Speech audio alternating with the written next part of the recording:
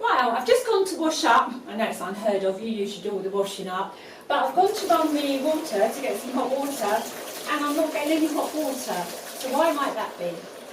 Well, we have a little problem, don't we? A little investigation work needed now.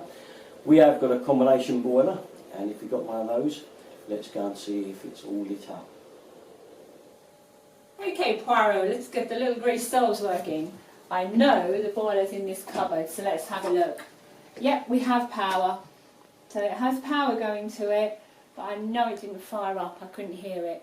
So, what do we do? Okay, first thing with a combi boiler, once you've checked it's got power and it's not firing up, 9 times out of 10 this is the problem, and it is the pressure to the boiler has dropped off. This is what we're going to look at, so straight away we go straight in and find our pressure gauge and see what it's reading. So come with me and I'll show you ours. Okay, oh it's here, right under here. Okay, and go up under there, you'll see a little gauge to the left there. Ah, yes. And what's it reading? 0. Yeah, that's the problem. That's got to be up at, well, I prefer 1.5. A lot of people have a little bit less, 1.2, but I like 1.5 pressure. It means the pressure's gone down. Even means you've got a leak. It doesn't necessarily mean you've always got a leak, but usually after 6 months they need topping up. It just kind of uses the water as you're boiling away over all that time. And that's because it's a new boiler, and I know the system here, I know that's what's happened. So I'm going to show you now, and Jan's going to do it because I think you should all be able to do it. So Jan's going to show you how to connect the top up loop and top this boiler up, can't you, Jan? Oh Lord, am I? Rightio. Sounds very complicated. Can't I call a plumber? No. Right, underneath our boiler, directly underneath, is our filling loop. Now, this is the general state of play when a boiler's fitted these days. The loop is not connected. Instead, a couple of caps are put on instead. And this is so to avoid people from accidentally knocking valves on and filling the boiler over full. It's generally left like that, but a lot of loops are connected all the time. Your loop may well be connected, and you just got to turn the 2 valves on. But just going to show you how to connect the loop now, or Jan is anyway, and we'll get onto that right away. Right, well first off, obviously make sure these valves are in the opposite position, which we can see they are, but you can undo these 2 nuts here. Generally they're finger tight, can undo them. If not, they're a little bit tight, you just might need a shifter just to give it a twitch, but these are hand tight, I know they are, and that's how they're supposed to be. So you can undo those first. Okay, rewind. So how do I know they're off? Because they're there in that position. And so that's why crossways is off, right? So yes. When I undo this, I'm not going to have water pouring out. There may be a little dribble just in the end of the valve, but not enough to worry about. Oh, right. Ooh, okay. That one as well? Yes. Right.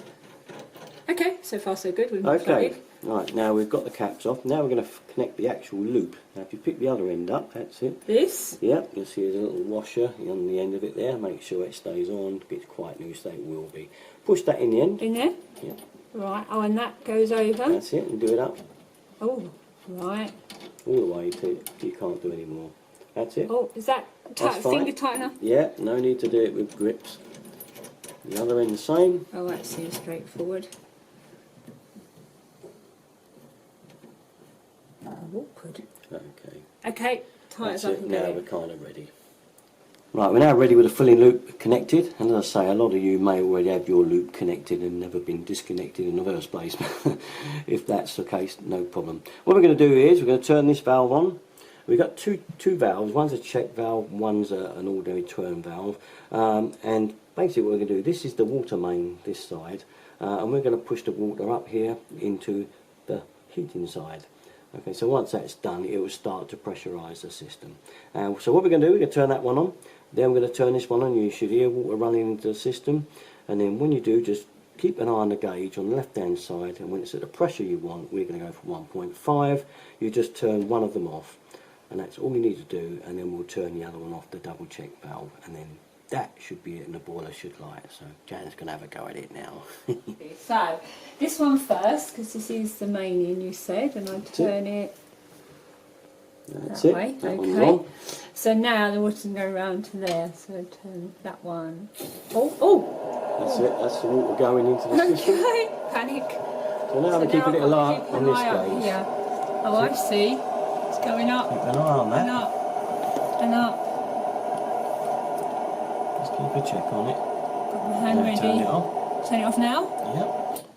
And have a look at what the gauge is reading. So what's it Oh reading? yeah, 1.5. Yeah, I can Looks see about it. right to yeah, me. I can see it. So the boiler now should work. Now, first of all, we can put it back as it was with the loop off, but you know, I kind of prefer it on myself. So just turn the other valve off as well. This one? Security checked then. That's it. Now Right. both valves are off. And that should be it. Now you need to get rid of the loop because it is a bit in the way. That's why we dumped it out. So I just reverse You this. can just unplug reverse it, it and undo it and put the cap cap back over. on. That's it. Right. That's the way. There's nothing in